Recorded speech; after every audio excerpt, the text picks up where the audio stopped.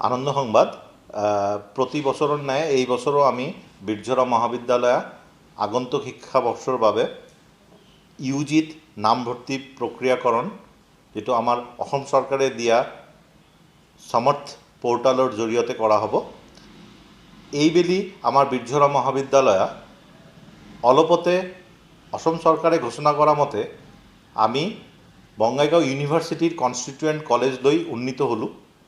বঙাইগাঁও ইউনিভাৰ্চিটিৰ যেহেতু constituent college সেইকাৰণে আমাৰ এডমিশ্যন পোৰ্টাল বঙাইগাঁও ইউনিভাৰ্চিটিৰ যিটো সমৰ্থ পোৰ্টাল আছে সেই পোৰ্টালৰ যোগেদিয়ে হ'ব। আৰু আমি এই বছৰ ইউজিৰ আণ্ডাৰত 4টা নতুন বিভাগত মেজৰ অধ্যয়নৰ বাবে ছাত্ৰ ছাত্ৰীৰ বাবে মুকলি কৰি দিয়া গৈছে। মই সেইখিনিৰ কথা আগতে কৈ লওঁ। এইখিনি হ'ল আমাৰ জিঅ'লজি, এন্থ্ৰপ'লজি, কম্পিউটাৰ ছায়েন্স আৰু ইকনমিক্স ডুৱেল ষ্ট্ৰীমৰ ছায়েন্স ষ্ট্ৰীম। লগতে আমাৰ যিখিনি আগৰ পৰাই চলি অহা মেজৰ থকা বিষয়বোৰ এইবোৰ হ'ল physics, chemistry, botany, zoology, statistics আৰু মেথমেটিক্স। সেইখিনি এইবাৰ যিটো কম্পিউটাৰ ছায়েন্স সেইটো আগতে কোৱা হৈছে BSc কম্পিউটাৰ ছায়েন্স, মানে কম্পিউটাৰ ছায়েন্সৰ মেজৰ নতুনকৈ সংযুক্ত হ'ল। আৰু আমাৰ মহাবিদ্যালয়খনত ছাত্ৰ ছাত্ৰী কিয় ভৰ্তি হ'ব? আমাৰ মহাবিদ্যালয়ৰ তাহানিৰ দিনৰ পৰাই ইয়াৰ ৰিজাল্ট অতিকে ভাল।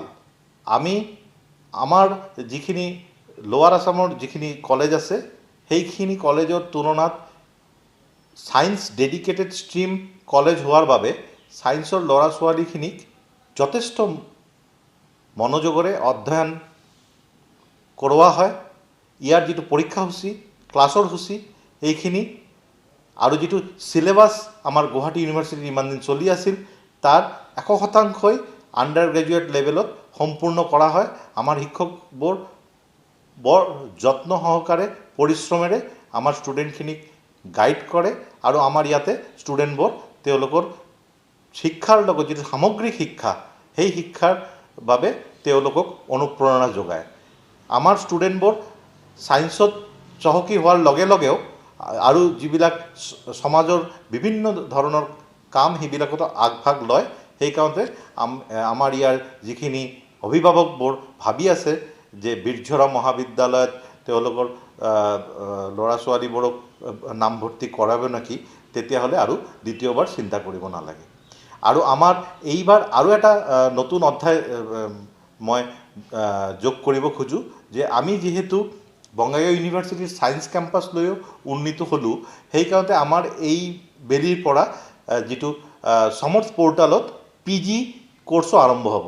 আমি সদ্যহতে অৱস্থা অনুসৰি 6টা বিভাগত PG প্ৰগ্ৰাম আৰম্ভ কৰিবলৈ ওলাইছোঁ। এইখিনি হ'ল botany, zoology, mathematics, physics, statistics আৰু কেমেষ্ট্ৰি। এইখিনি সমৰ্থ পোৰ্টালত আসাম গভৰ্ণমেণ্টৰ নিয়ম মতেই তাতে এডমিশ্যন টেষ্টৰ দ্বাৰা চিলেক্ট কৰি সেইখিনি ছাবজেক্টত নামভৰ্তি কৰোৱা হ'ব। সেইকাৰণে আমাৰ বীৰঝৰা মহাবিদ্যালয় এতিয়া এটা ডাঙৰ পদক্ষেপ ল'বলৈ লৈ আছে 26-27ৰ বাবে।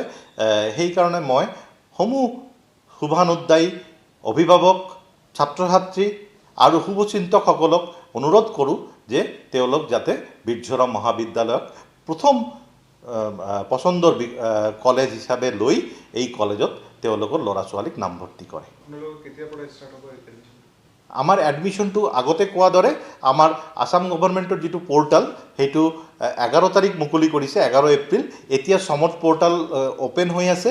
এতিয়া যিটো চেণ্ট্ৰেলাইজড সমৰ্থ পোৰ্টাল সেইটো তাতে নামভৰ্তি ৰেজিষ্ট্ৰেশ্যনখন আমাৰ ষ্টুডেণ্টখিনি কৰিলে হ'ল।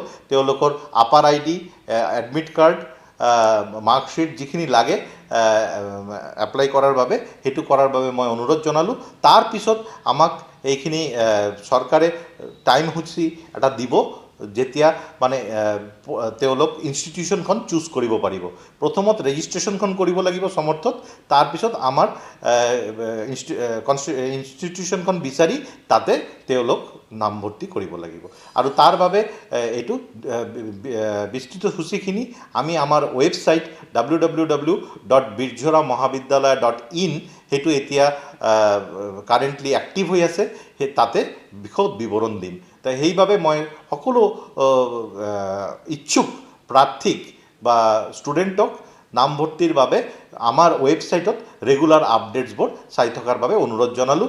আৰু আমাৰ সমৰ্থ পৰ্টেলত এডমিশ্যন কমিটি আছে, এডমিশ্যন কোৰ কমিটিৰ মেম্বাৰবোৰৰ ফোন নাম্বাৰ দিয়া আছে, আমাৰ অফিচ ষ্টাফৰো ফোন নাম্বাৰ দিয়া আছে।